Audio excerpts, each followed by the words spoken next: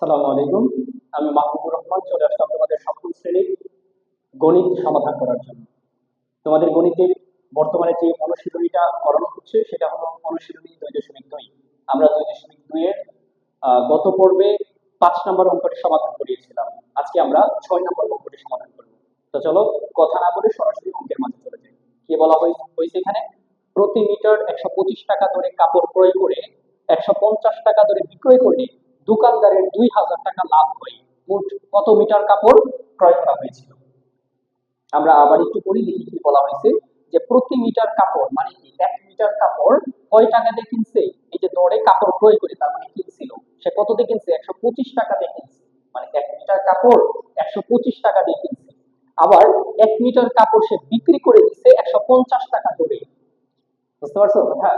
যে 1 মিটার কাপড় 125 টাকায় কিনে 1 মিটার কাপড় বিক্রি করে দিচ্ছে 150 টাকা। এইভাবে সে কিন্তু 1 মিটার কাপড় কিনে নাই, সে কাপড় কিনছে অনেক বেশি। তবে হিসাবটা দিয়ে দিচ্ছে যে 1 মিটার কাপড় 125 টাকা ধরে সে কিনছে, অনেকগুলো কাপড় কিনছে। আবার 1 মিটার কাপড় 150 টাকা ধরে সে বিক্রি করে দিচ্ছে। এইভাবে দোকানদারের লাভ কত হয়েছে? দোকানদারের লাভ হয়েছে 2000 টাকা। যে এক মিটার কাপড় 125 টাকায় কিনে 1 মিটার কাপড় 150 টাকায় বিক্রি করার কারণে তার যে কাপড়গুলা কিনছিল এখান থেকে তার লাভ হয়েছে 2000 টাকা। তো মোট কত মিটার কাপড় ক্রয় করা হয়েছিল? তার মানে কাপড়ের পরিমাণ চাওয়া হয়েছে আমাদের কাছে। তো এর আগের অঙ্কে আমরা বলছিলাম যে যা চাইবো সেটা ডান পাশে চাইবো। সুতরাং এই অঙ্ক যখন আমরা স্টার্ট করব ওই নিয়মে, তখন আমরা যা চাইবো, অর্থাৎ কি চাইছে, কাপড়ের পরিমাণ, কাপড়ের পরিমাণটা ডান পাশে থাকবো আমাদের। ঠিক আছে, আমরা আগে বের করে নিই 1 মিটার কাপড়ে কয় টাকা লাভ হয়েছে, এটা আগে বের করি। যে 1 মিটার সমাধান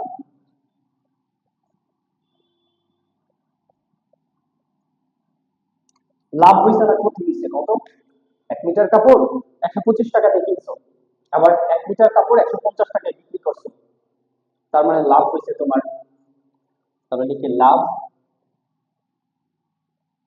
সমান, লাভ সমান কি, বিক্রয় মূল্য বিয়োগ ক্রয় মূল্য।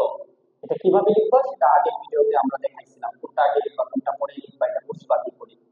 তো লিখি বিক্রয় মূল্য বিয়োগ ক্রয় মূল্য। বিক্রয় মূল্য কত? 150 টাকা। আর ক্রয় মূল্য কত? 125 টাকা। তো 150 থেকে যদি 125 বাদ দিই তাহলে থাকবে কত বলতো? 25 টাকা।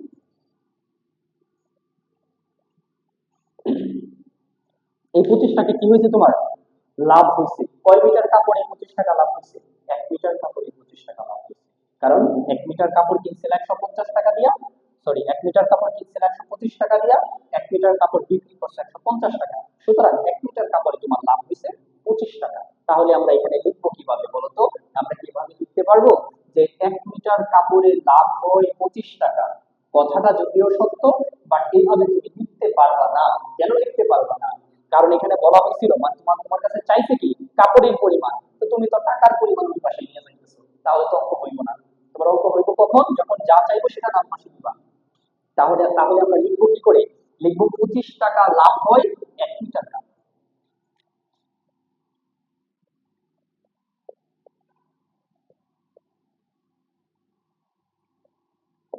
25 টাকা লাভ হয় 1 মিটার কাপড়ে। এই 25 টাকাটা 1 মিটার কাপড়ে লাভ হচ্ছে। এখন এক দিয়ে প্রকাশ করবো আমরা। 1 টাকা লাভ হয়, এই একটা উপরে, এই 25টা নিচে, মিটার কাপড়ে। সুতরাং কত টাকা লাভ হয়েছে টোটাল? 2000 টাকা লাভ হয়েছে। এই যে দোকানদারে বলছিল, দোকানদারের 2000 টাকা লাভ হয়েছে। তার লাভের পরিমাণ তো এখানে দিব। এখন কারণ এই লাভের পরিমাণ তো এই পাশে আমরা বসাইছি যে 25 টাকা লাভ করে, 1 টাকা লাভ করে, তাহলে 2000 টাকাও লাভ হবে। দেখি 2000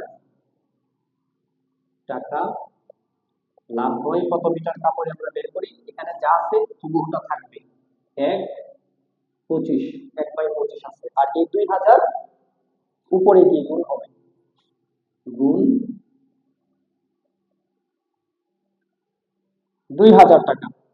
তাহলে 25/2000 আমরা যদি দেই তাহলে দেখি কত আসে।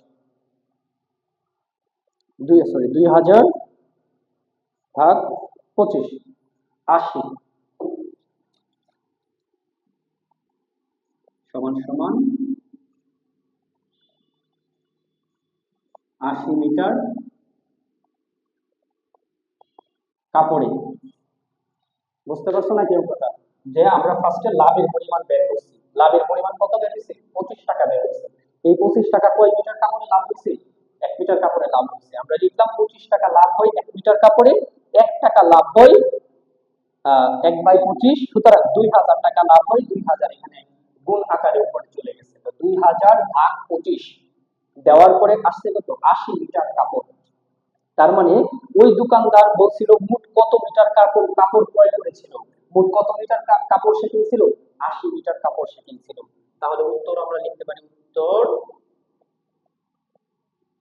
80 মিটার।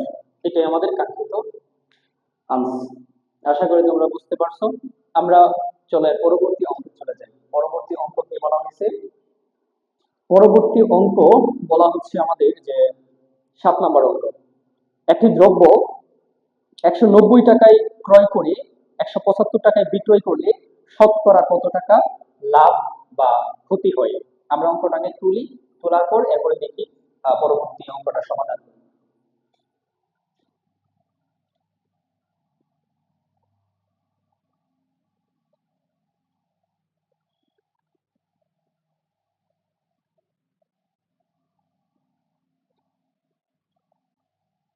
ওকে, চলো পরবর্তী অঙ্ক লিখে নিই।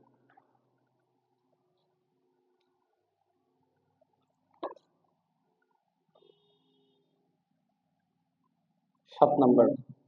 একটি দ্রব্য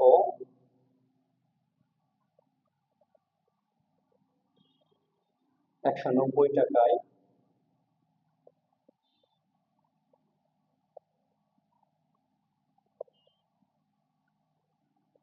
ক্রয় করে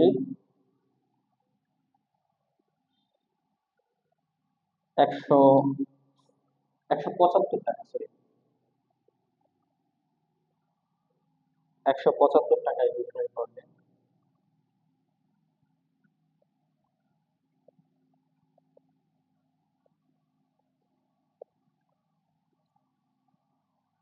শতকরা কত টাকা লাভ বা ক্ষতি হয়?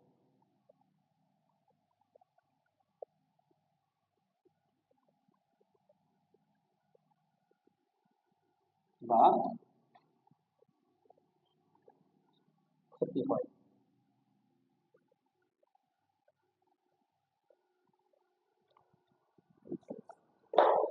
অঙ্কটা আমরা তুলে নিলাম। দেখো কি বলা হয়েছে, যে একটা দ্রব্য, পুরো একটা দ্রব্য 190 টাকায় কিনছে, 190 টাকায় কিনে সেটা বিক্রি করে দিচ্ছে কত? 175 টাকা বিক্রি করে দিচ্ছে। তাহলে লাভ হয়েছে না ক্ষতি হয়েছে, এটা আমাদের কাছে চাইছে। শতকরা কত টাকা লাভ বা ক্ষতি হয়েছে। তো শতকরা বলতে আমরা কি বুঝি বলতো? এই শতকরা বলতে আমরা বুঝি 100 কে বুঝি। শতকরা বলতে কাকে বুঝি? 100 কে বুঝি। তার মানে 100 টাকায় কত টাকা লাভ বা ক্ষতি হয়েছে। আমরা এখানে দেখি বুঝতে পারতেছি লাভ হয়েছে না ক্ষতি হয়েছে। 190 টাকায় কিনছে, 175 টাকায় বিক্রি করে দিছে। কি হয়েছে তোমার? ক্ষতি হয়েছে। কারণ 190 টাকা একটা জিনিস কেনার পরে 175 টাকায় বিক্রি করে দিচ্ছে, তার মানে ক্ষতি হয়েছে। ক্ষতিটা কত হয়েছে এটা আমরা বের করি।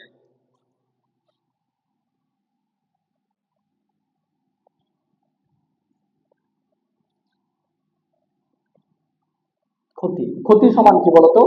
লাভ সমান তো বিক্রয় মূল্য বিয়োগ ক্রয় মূল্য। আর ক্ষতি সমান কি?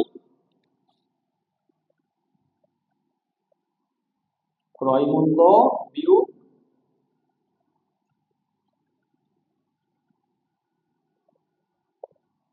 বিক্রয় মূল্য।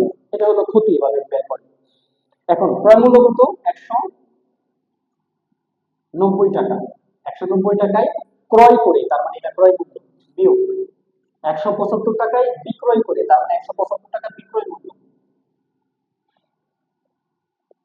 এটা যদি আমরা বিয়োগ করি তাহলে কি থাকবে বলতো? এখানে 15। এই 15 টাকা কি হয়েছে? ক্ষতি হয়েছে। এই 15 টাকাটা ক্ষতি হয়েছে কোন টাকার উপর? 190 টাকায় 15 টাকা ক্ষতি হয়েছে, নাকি 175 টাকায় 15 টাকা ক্ষতি হয়েছে? এটা কি তোমরা বলতে পারবা? তোমরা ওখানে থেকে বলবে, আমি শুনতে পারবো না যদিও।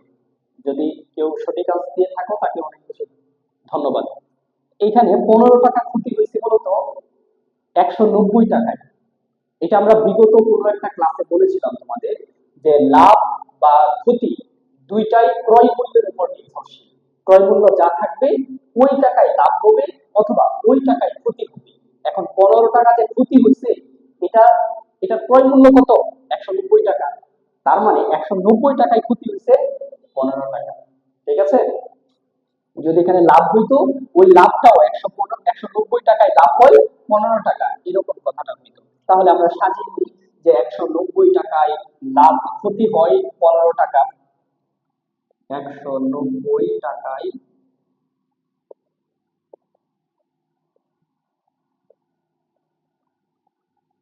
ক্ষতি হয়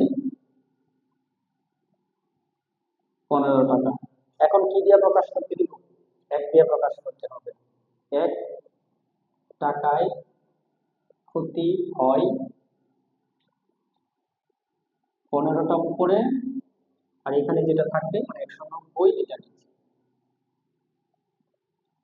সুতরাং কত টাকায় ক্ষতি বের করতে বলা হয়েছে? এই যে শতকরা কত টাকা ক্ষতি হয়। আর শতকরা মানে কি? 100। তার মানে 100 টাকায় কত টাকা ক্ষতি হয়?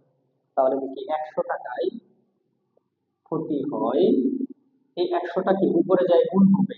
এখানে যা আছে সেটা আগে রাখবো আমরা, যেমন 15 আর 190, এখানে যা ছিল তাই রাখছি। আর এই 100টা উপরে যায় গুণ হবে, গুণ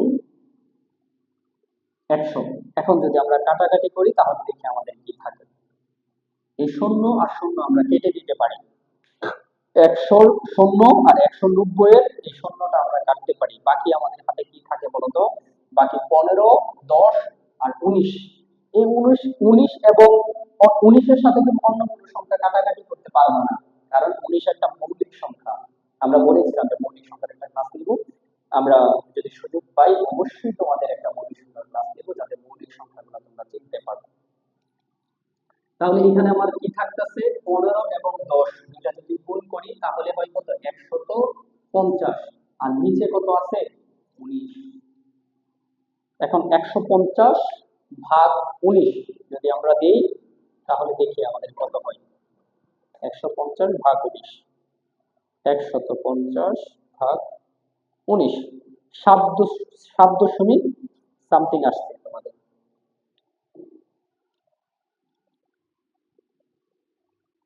মানে অর্থাৎ জিনিসটা কিরকম? 150 ভাগ 19 দেওয়ার পরে 7 দশমিক অনেক কিছু আসছে, এরকম যে 7.25, 5, 2, 3, 3, 4 এরকম অনেক কিছু আসছে।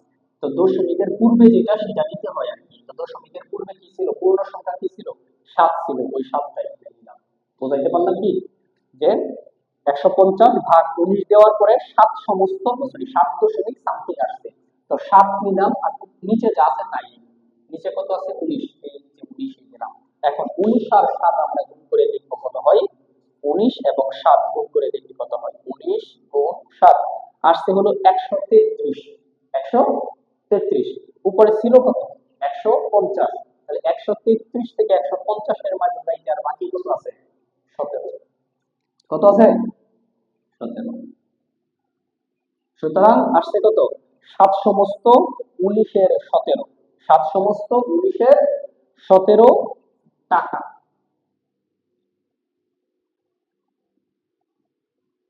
টাকা। এখন আমরা একটা জিনিস আগেও বলছিলাম, যদি এখানে 100 দ্বারা শতকরা দ্বারা প্রকাশ করা হয় তাহলে ফলাফলে সবসময় পার্সেন্ট চলে যাবে। ফলাফলে কি যাবে? পার্সেন্ট। সুতরাং আমরা এইটাকে লিখতে পারি। আমার আমার কি নিচে লেখাটা দেখা যায় কিনা আদৌ? সুতরাং আমি এই নিচে লেখাটাই পাশে লিখি। সুতরাং 7 সমস্ত 19-এর 17%। এইটাই তোমার উত্তর। আমরা উত্তরটা এই পাশে লিখে দিলাম, তোমরা নিচে নিচে লিখো। উত্তর 7 সমস্ত 19-এর 17%, এটাই তোমার উত্তর। আশা করি বুঝতে পারছো। তো তোমাদের ক্লাসগুলো কেমন লাগতেছে, তোমরা কি এখান থেকে শিখতে পারতেছো কিনা, এই বিষয়গুলা আমাদের কমেন্টের মাধ্যমে জানাও। এবং যদি আরো নতুন কিছু শিখতে চাও সেটাও তোমরা কমেন্টের মাধ্যমে জানাও। যদি কোনো স্টুডেন্ট বলো যে স্যার আমরা এই বিষয়টা শিখতে চাচ্ছি, অবশ্যই আমরা চেষ্টা করব ওই বিষয়গুলো তোমাদেরকে সমাধান করে দেওয়ার জন্য।